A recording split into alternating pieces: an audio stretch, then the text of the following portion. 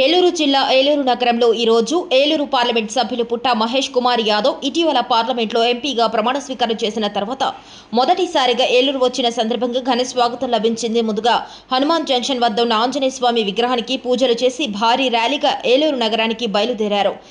కలపరు tollgate మీదుగా వట్లూరు సత్రపాడం నుండి ఏలూరు నగరానికి దారి ర్యాలీగా చేరుకున్నారు. ఫైర్ స్టేషన్లో ఉన్న ఎన్టీఆర్ విగ్రహానికి పూలమాలలు వేసి నివాళులర్పించారు. ఈ సందర్భంగా జిల్లా తెలుగుదేశం పార్టీ కార్యాలయంలో విలేకరుల సమావేశం జరిగింది. ఈ సమావేశంలో ఎంపీ పుట్టా మహేష్ కుమార్ యాదవ్ మాట్లాడుతూ ఏలూరు జిల్లా ప్రజలు ఎప్పుడు నాకు గుర్తుంటారని, అక్కడ మెజారిటీతో గెలిపించిన ప్రజలందరికీ, తెలుగుదేశం పార్టీ నాయకులకు, కార్యకర్తలకు కృతజ్ఞతలు తెలిపారు.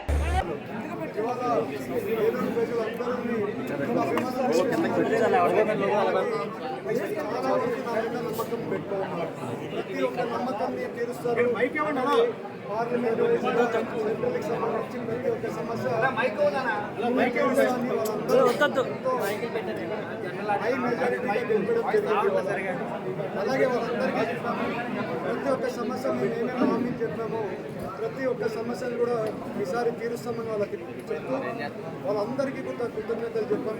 అలాగే ఏలూరులో స్టాప్ ఓవర్ గురించి హామీ వేయడం జరిగింది. దాని గురించి వేయడం జరిగింది. అలాగే